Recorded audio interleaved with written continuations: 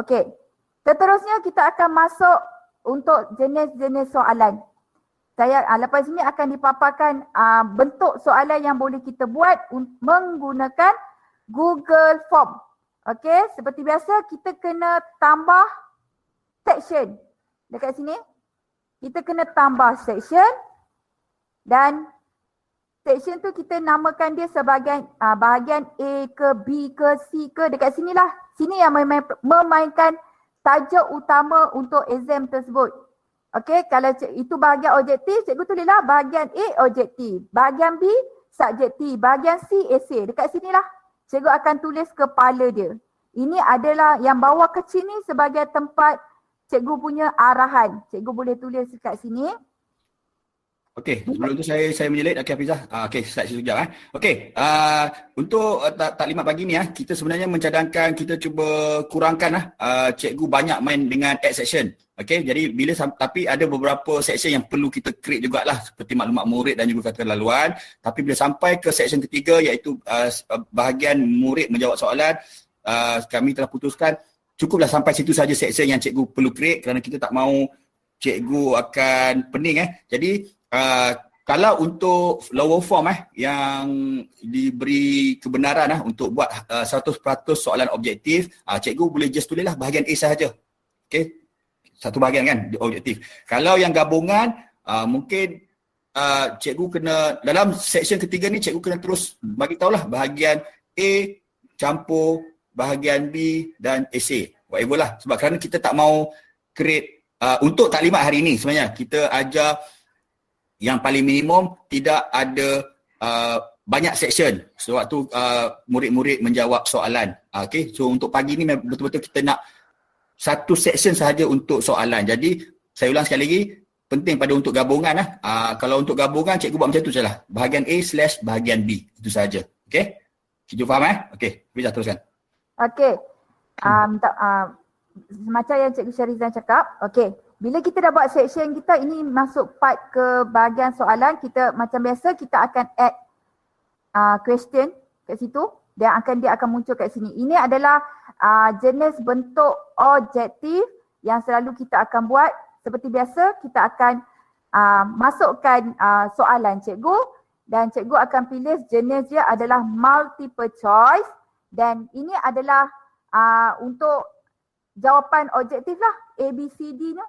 Okay, then kita kena buat required lah. Untuk setiap soalan tu kita buat required.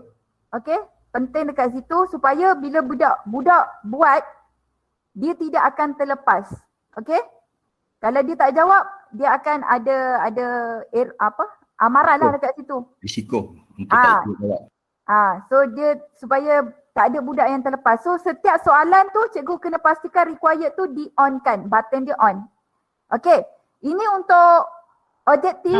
Cik Fiza, kalau kita buat required tu, betul tak bila dia nak pergi ke, katalah dia dah jawab soalan nombor tu, lepas tu kalau dia tak jawab, dia tak boleh pergi soalan lain kan, betul tak? Itu untuk kalau cikgu buat section. Kalau, betul lah. Kalau cikgu, contohnya kalau cikgu tak buat section pun, kalau contoh dia nak submit, kalau soalan tu dia tak jawab, habis ada soalan yang tertinggal, dia tak boleh pergilah. Betul lah macam yang cikgu cakap.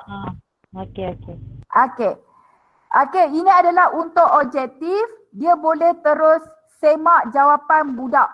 Okey. Macam mana kita nak setkan key answer dia? Kita tekan key answer tersebut. Bahagian key answer dekat sini kita tekan dan dia akan pergi ke paparan ini, dia suruh pilih jawapan yang betul. Cikgu akan terus pilihlah pergi dekat jawapan tu, cikgu klik dekat situ. Okey, cikgu klik dan bahagian point ni cikgu nak setkan sebagai berapa. Kalau objektif tu 1 point, 1 markah, cikgu letaklah 1 markah. Kalau 2 markah, 2. Ikut atas cikgu macam mana cikgu pengelasan markah untuk setiap soalan tersebut. Lepas itu, cikgu tekan done dekat situ. Okey. Lepas itu, ini adalah jenis soalan yang kedua. Tadi objektif tulisan sahaja, ini soalan yang kedua objektif yang ada gambar rangsangan. Macam mana kita nak buat jenis soalan yang ada gambar rangsangan? Macam biasa, kita akan add question lagi. Dia akan timbul paparan macam ini. Macam biasa, kita akan tulis soalan kita. Kalau soalan itu ada bahan rangsangan gambar, kita tekan yang tengah itu. Cikgu tengok dan cikgu dia akan naik paparan ini. Dan cikgu kena pergi bahagian upload dan tekan browser. Dan cikgu pilihlah cikgu punya gambar yang cikgu nak guna tu dekat dalam folder cikgu lah. Cikgu letak dekat mana gambar tu, cikgu pilih gambar tu dalam folder komputer cikgu. Okey? Dan lepas tu cikgu tekan open dekat sini. Lepas cikgu pilih gambar cikgu tu, cikgu tekan open, dia akan timbul dekat sini. Boleh cikgu? Okey.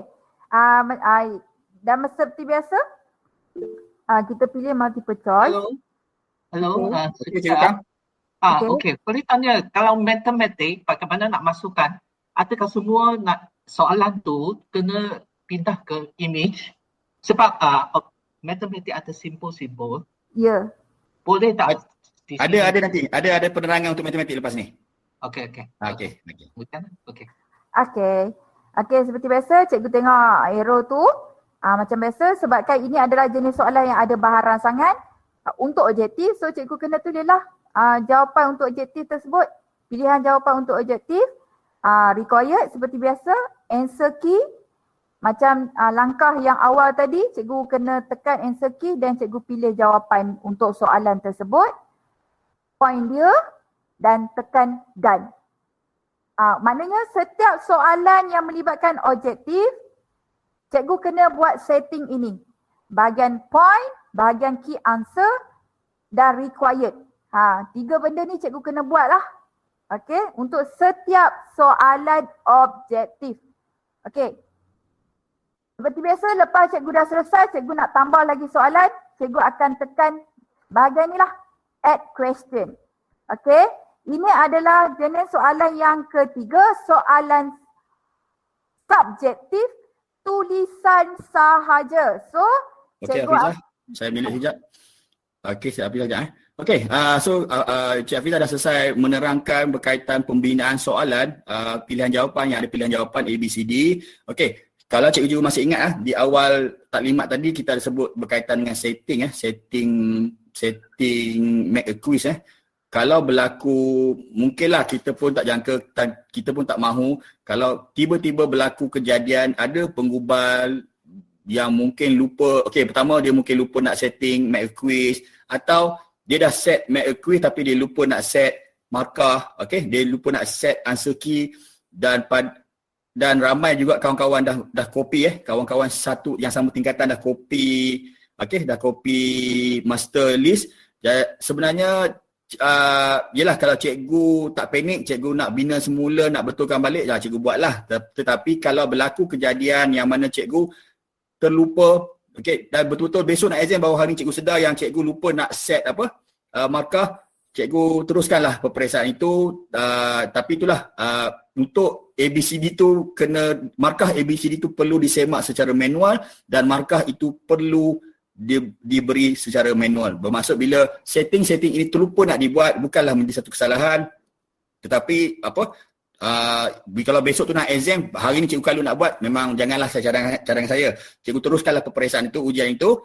Tetapi yang bahagian ABCD tu terpaksalah dibuat, dia punya pengiraan tu, semakkan dan pengiraan terpaksalah dibuat secara manual ataupun siapa yang pandai mungkin boleh menggunakan